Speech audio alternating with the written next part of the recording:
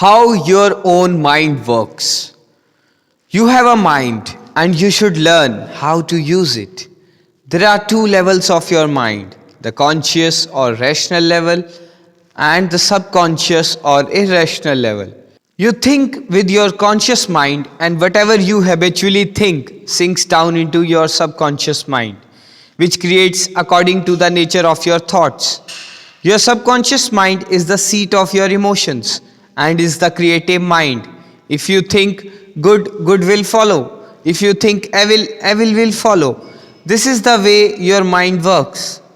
The main point to remember is once the subconscious mind accepts an idea, it begins to execute it. It is an interesting and subtle truth that law of subconscious mind works for good and bad ideas alike. This law, when applied in a negative way, is the cause of failure, frustration, and unhappiness. However, when your habitually thinking is harmonious and constructive, you experience perfect health, success, and prosperity. Peace of mind and a healthy body are inevitable when you begin to think and feel in the right way. Whatever you claim mentally and feel as true, your subconscious mind will accept and bring forth into your experience.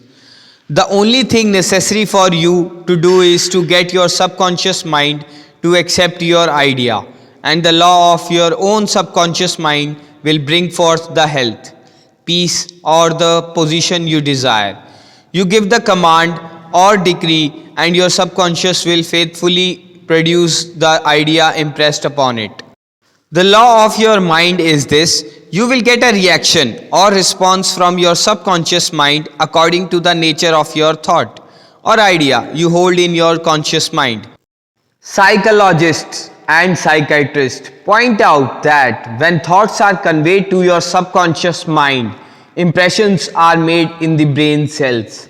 As soon as your subconscious mind accepts any idea, it proceeds to put into effect immediately.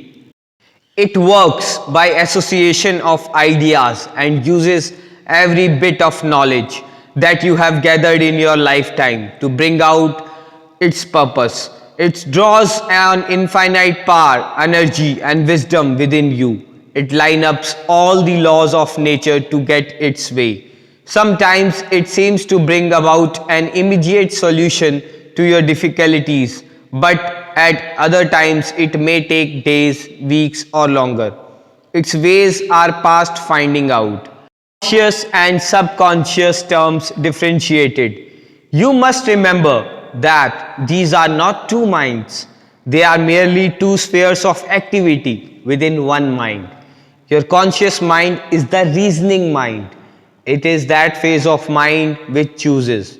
For example, you choose your books, your home, and your partner in life. You make all decisions within your conscious mind.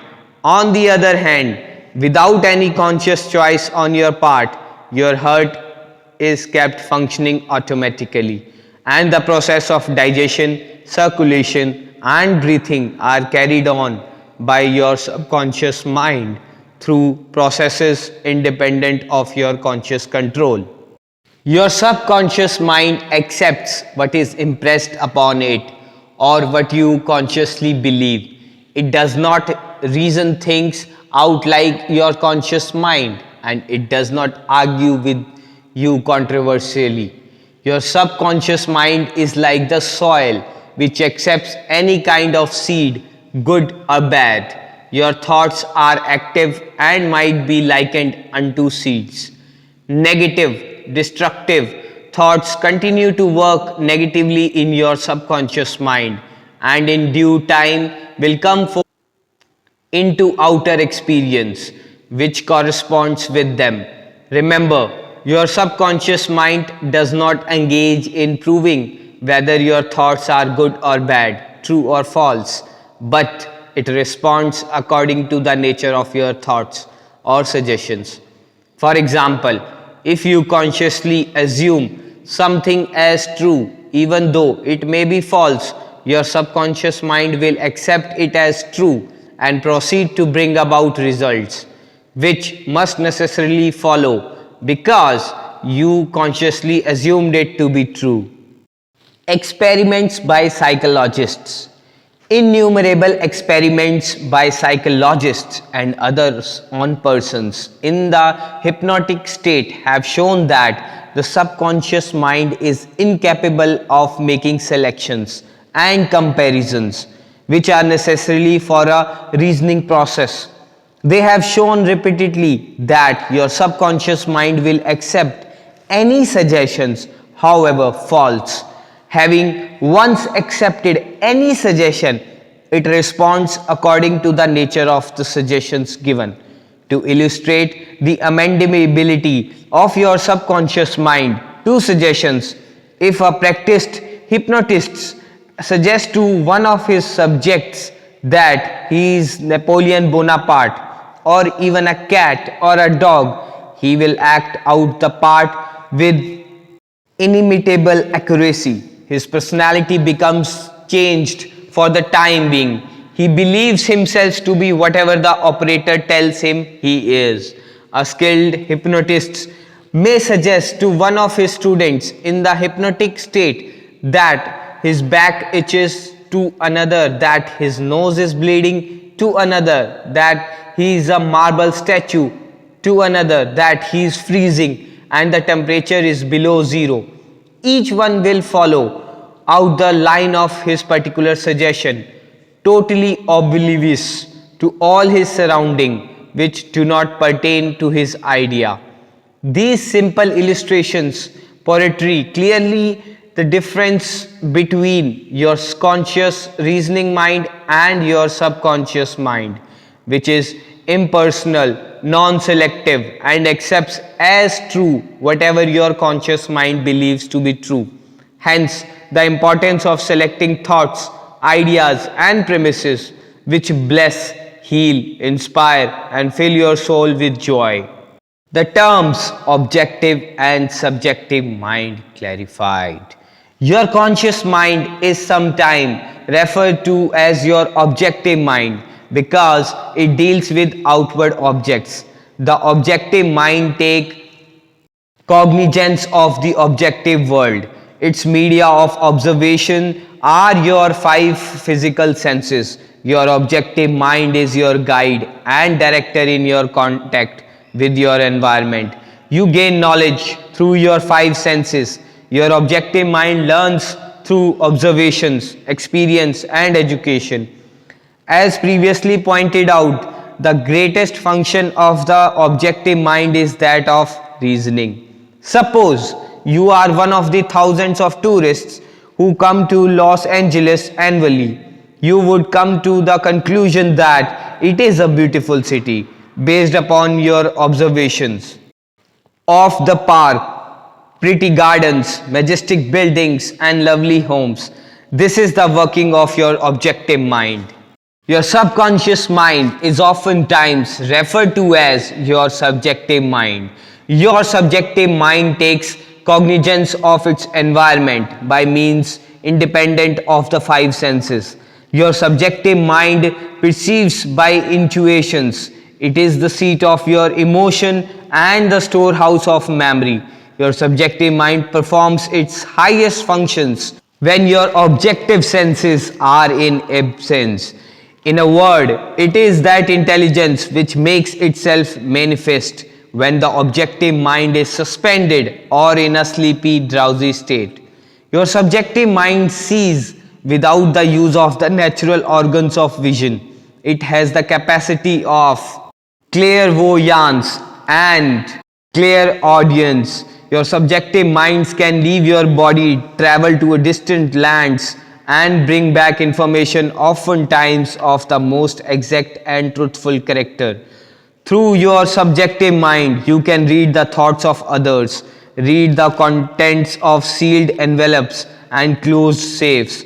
Your subjective mind has the ability to apprehend the thoughts of others without the use of ordinary objective means of communication.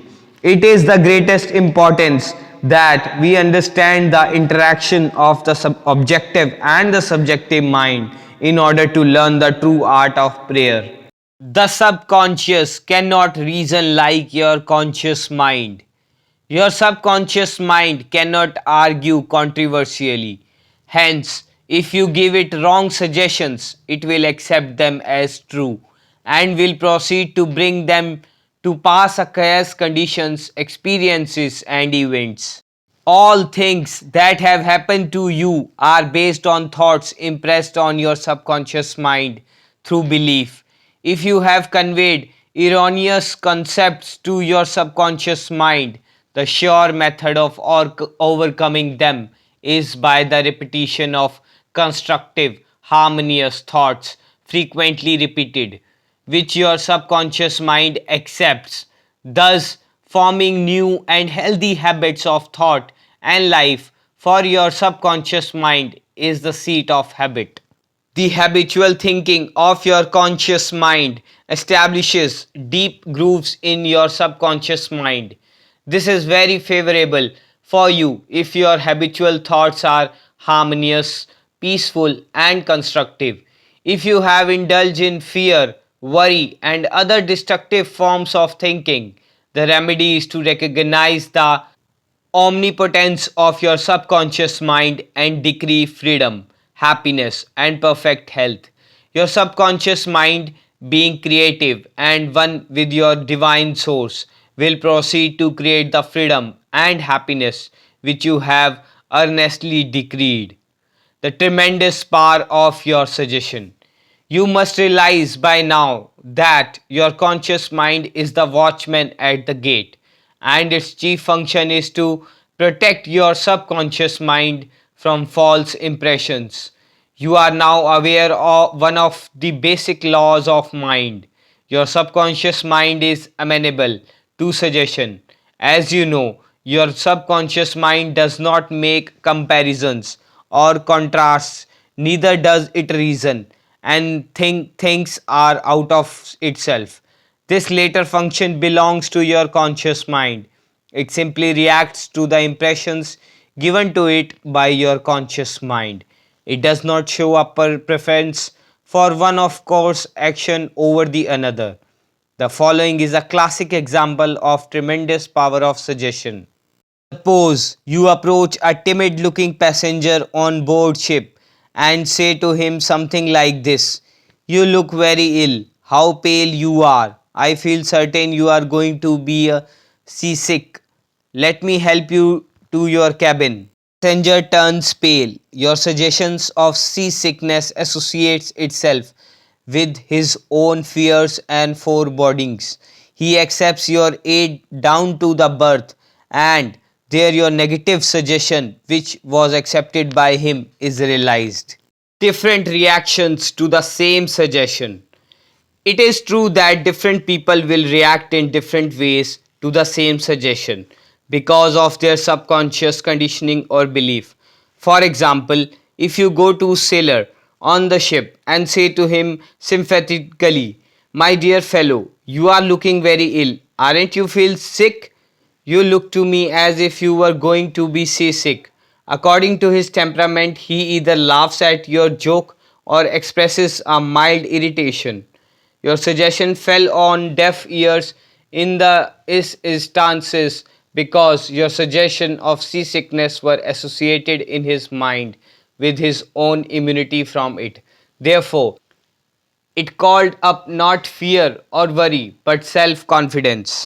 The dictionary says that a suggestion is the act or instance of putting something into one's mind, the mental process by which the thought or idea suggested is entertained, accepted, or put into effect. You must remember that a suggestion cannot impose something on the subconscious mind against the will of the conscious mind. In other words, your conscious mind has the power to reject the suggestion given. In the case of the sailor, he had no fear of seasickness. He had convinced himself of his immunity, and the negative suggestion had absolutely no power to evoke fear. The suggestion of seasickness to the other passenger called forth his indwelling fear of seasickness. Each of us has his own inner fears beliefs, opinions, and these inner assumptions rule and governs our life. A suggestion has no power in and of itself except it is accepted mentally by you. This causes your subconscious power to flow in a limited and restricted way according to the nature of suggestion. He lost his arm. Every 2 or 3 years, I give a series of lectures at the London Truth Forum in Caxton Hall. This is a forum I founded a number of years ago. Dr. Evelyn Fleet, the director, told me about an article which appeared in the English newspapers dealing with the power of suggestion. This is the suggestion a man gave to his subconscious mind over a period of about 2 years. I would give my right arm to see my daughter cured. It appeared that his daughter had a crippling form of arthritis, together with a so called incurable form of skin disease. Medical treatment had failed to alleviate the condition, and the father had an intense longing for his daughter's healing and expressed his desire in the words of just quoted. Dr. Evelyn Fleet said that the newspaper article pointed out that one day the family was out riding when their car collided with another. The father's right arm was torn off at the shoulder, and immediately the daughter's arthritis and skin conditions vanished. You must make a certain to give your subconscious only suggestions which heal, bless, elevate, and inspire you in all your ways. Remember that your subconscious mind cannot take a joke, it takes you at your word. How autosuggestion banishes fear. Illustrations of autosuggestion. Autosuggestion means suggesting something definite and specific to oneself. Herbert Parkin, in his excellent manual of autosuggestion, records the following incident. It has its amusing side so that one remembers it. A New York visitor in Chicago looks at his watch, which is set an hour ahead of Chicago time, and tells a Chicago friend that it is 12 o'clock. The Chicago friend, not considering the difference in time between Chicago and New York, tells the New Yorker that he is hungry and that he must go to lunch. Autosuggestion may be used to banish various fears and other negative conditions. A young singer was invited to give an audition. She had been looking forward to the interview, but on 3 previous occasions she had failed miserably due to fear of failure. This young lady had a very good voice, but she had been saying to herself, when the time comes for me to sing, maybe they won't like me. I will try, but I am full of fear and anxiety. Her subconscious mind accepted these negative autosuggestions as a request and proceeded to manifest them and bring them into her experience. The cause was an involuntary autosuggestion, that is, silent fear thoughts emotionalized and subjectified. She overcame it by the following technique. 3 times a day, she isolated herself in a room. She sat down comfortably in an armchair, relaxed her body, and closed her eyes. She stilled her mind and body as best she could. Physical inertia favors mental passivity and renders the mind more receptive to suggestion. She counteracted the fear suggestions by saying to herself, I sing beautifully, I am poised, serene, confident, and calm. She repeated this statement slowly, quietly, and with the feeling from 5 to 10 times at each sitting. She had 3 such sittings every day and one immediately prior to sleep. At the end of a week, she was completely poised and confident. When the invitation to an audition came, she gave a remarkable, wonderful audition. How she restored her memory. A woman aged 75 was in the habit of saying to herself, I am losing my memory. She reversed the procedure and practiced induced autosuggestion several times a day as follows. My memory from today on is improving in every department. I shall always remember whatever I need to know at every moment of time and point of space. The impressions received will be clearer and more definite. I shall retain them automatically and with ease. Whatever I wish to recall will immediately present itself in the correct form in my mind. I am improving rapidly every day, and very soon my memory will be better than it has ever been before. At the end of 3 weeks, her memory was back to normal and she was delighted. How he overcame a nasty temper. Many men who complained of irritability and bad temper proved to be very susceptible to autosuggestion and obtain marvelous results by using the following statements 3 or 4 times a day, morning, noon, and at night prior to sleep for about a month. Henceforth, I shall grow more good humoured. Joy, happiness, and cheerfulness are now becoming my normal states of mind. Every day I am becoming more and more lovable and understanding. I am now becoming the center of cheer and goodwill to all those about me, infecting them with good humor. This happy, joyous, and cheerful mood is now becoming my normal state of mind. I am grateful. The constructive and destructive power of suggestion. Some illustrations and comments on heterosuggestion. Heterosuggestion means suggestions from another person.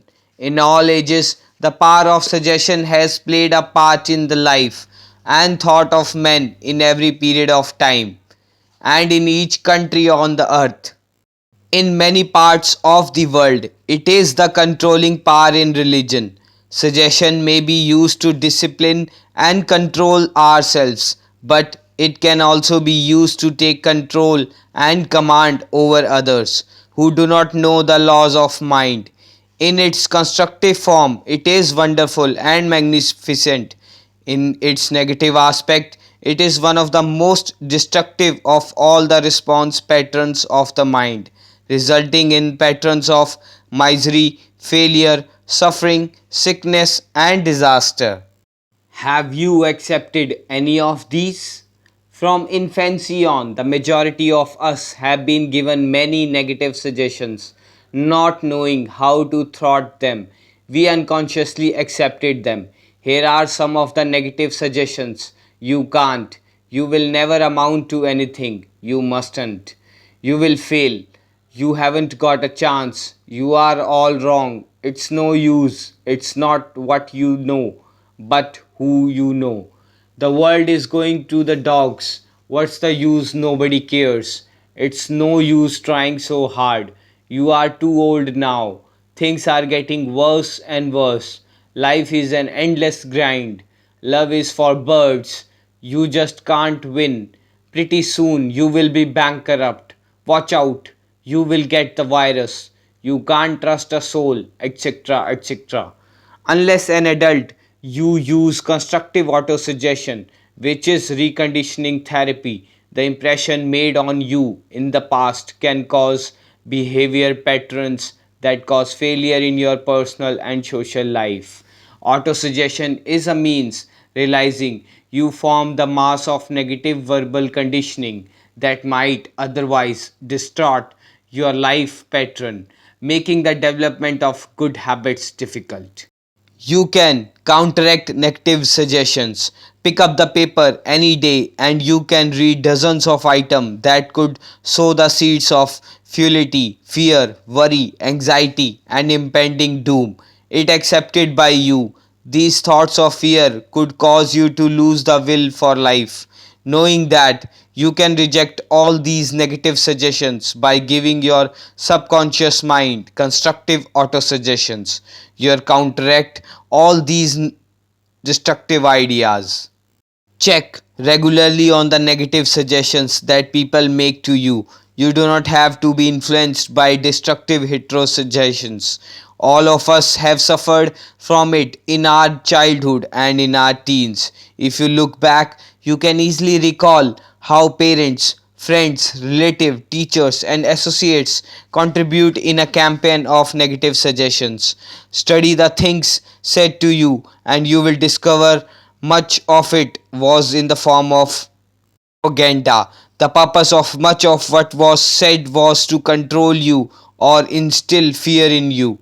The heterogeneous process goes on in every home, office, factory, and club. You will find that many of these suggestions are for the purpose of making you think, feel, and act as others want you to, and in ways that are in their advantage.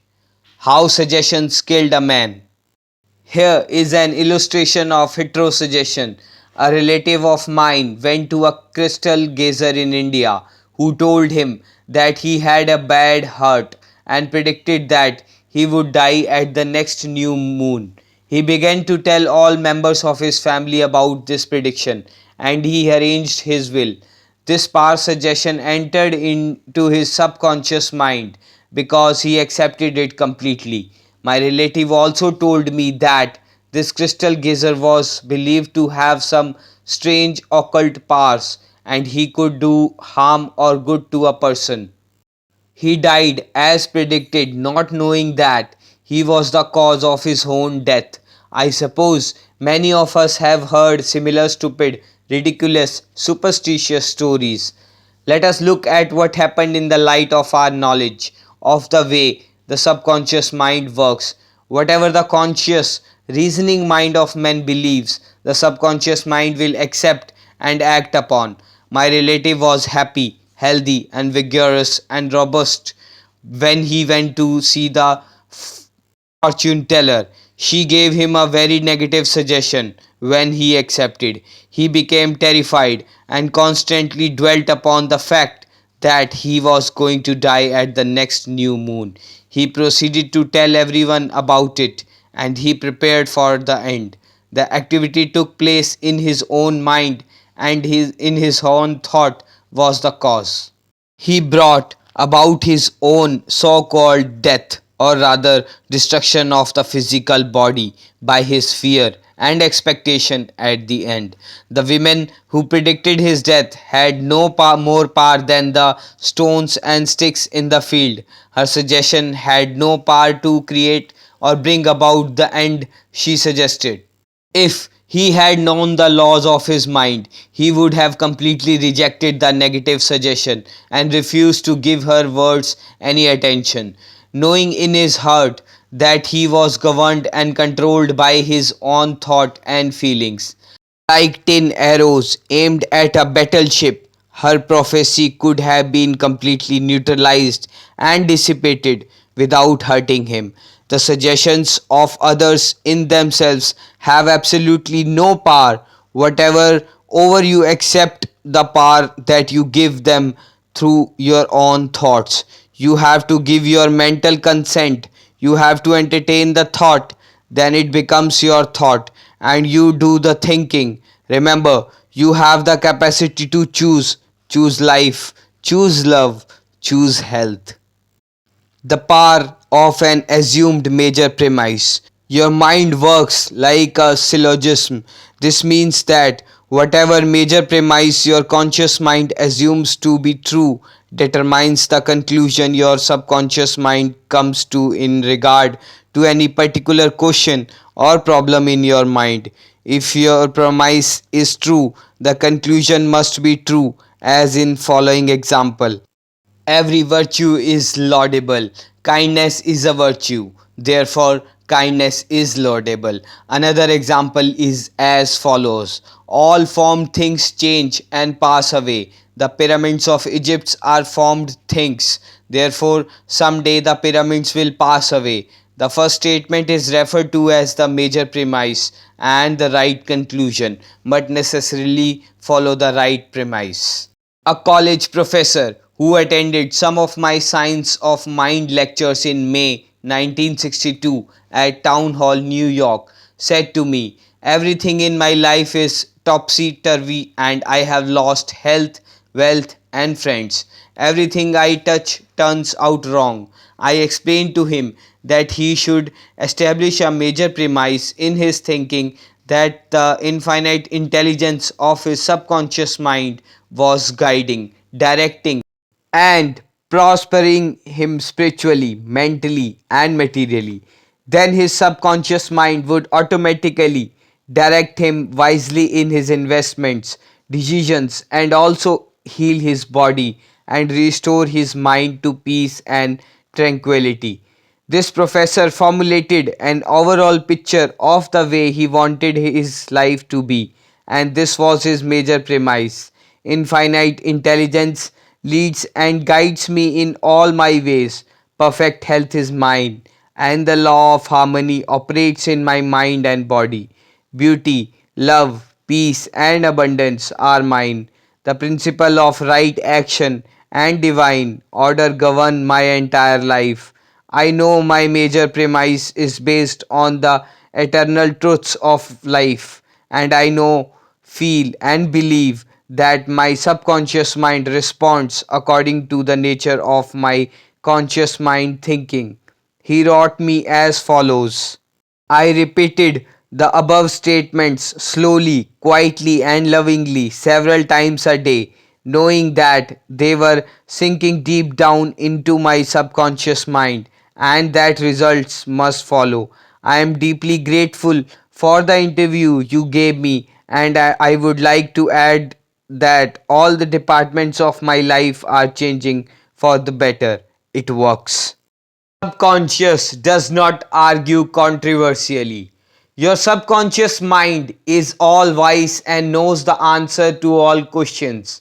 It does not argue with you or talk back to you. It does not say, "You must not impress me with that." For example, when you say, "I can't do this, I am too old now, I can't meet this obligation, I was born on the wrong side of the tracks, I don't know the right politician," you are impregnating your subconscious with these negative thoughts and it responds accordingly. You are actually blocking your own good, thereby bringing lack, limitation, and frustration into your life. When you set up obstacles, impediments, and delays in your conscious mind, you are denying the wisdom and intelligence resident in your subconscious mind. You are actually saying, in effect, that your subconscious mind cannot solve your problem. This leads to mental and emotional congestion, followed by sickness and neurotic tendencies. To realize your desire and overcome your frustration, affirm boldly several times a day. The infinite intelligence which gave me this desire leads, guides, and reveals to me the perfect plan for the unfolding of my desire. I know the deeper wisdom of my subconscious is now responding, and what I feel and claim within is expressed in the without. There is a balance, equilibrium, and equanimity. If you say, "There is no way out, I am lost," there is no way out of this dilemma. I am stifled and blocked. You will get no answer or response from your subconscious mind. If you want the subconscious to work for you, give it the right request and attain its cooperation. It is always working for you. It is controlling your heartbeat this minute and also your breathing. It heals a cut on your finger and its tendency is lifeward, forever seeking to take care of you and preserve you. Your subconscious mind has a mind of its own, but it accepts your patterns of thoughts and imagery. When you are seeking an answer to a problem, your subconscious mind will respond, but it accepts you to come to a decision and to a true judgment in your conscious mind. You must acknowledge the answer is in your subconscious mind. However, if you say, "I don't think there is any way out, I am all mixed up and confused, why don't I get an answer?" you are neutralizing your prayer. Like the soldier marking time, you do not get anywhere. Still, the wheels of your mind relax, let go, and quietly affirm, "My subconscious knows the answer. It is responding to me now. I give thanks because I know the infinite intelligence of my subconscious knows all things, and is revealing the perfect answer to me now. My real conviction is now setting free the majesty and glory of my subconscious mind. I rejoice that it is so. Review of highlights. Think good and good follows. Think evil and evil follows. You are what you think all day long. Your subconscious mind does not argue with you. It accepts what your conscious mind decrees. If you say, I can't afford it, it may be true, but do not say it. Select a better thought, decree, I'll buy it. I accept it in my mind. You have the power to choose. Choose health and happiness. You can choose to be friendly, or you can choose to be unfriendly. Choose to be cooperative, joyous, friendly, lovable, and the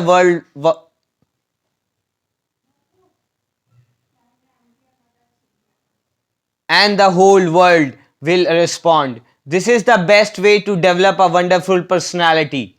Your conscious mind is the watchman at the gate. Its chief function is to protect your subconscious mind from false impressions. Choose to believe that something good can happen and is happening now. Your greatest power is your capacity to choose. Choose happiness and abundance. The suggestions and the statements of others have no power to hurt you. The only power is the moment of your own thought. You can choose to reject the thoughts or statements of others and affirm the good. You have the power to choose how you will react. Watch what you say. You will have to account for every idle word. Never say, I will fail, I will lose my job, I can't pay the rent. Your subconscious cannot take a joke. It brings all these things to pass. Your mind is not evil. No force of nature is evil. It depends how you use the power of nature. Use your mind to bless, heal, and inspire all people everywhere. Never say, I can't. Overcome that fear by substituting the following: I can do all things through the power of my subconscious mind. Begin to think from the standpoint of the eternal truths and the principle of life, and not from the standpoint of fear, ignorance, and superstition. Do not let others do your thinking for you. Choose your own thoughts and make your own decisions. You are the captain of your soul and the master of your fate. Remember, you have the capacity to choose. Choose life, choose love, choose health, choose happiness. Whatever your conscious mind assumes and believes to be true, your subconscious mind will accept and bring to pass. Believe in good fortune, divine guidance, right action, and all the blessings of the life.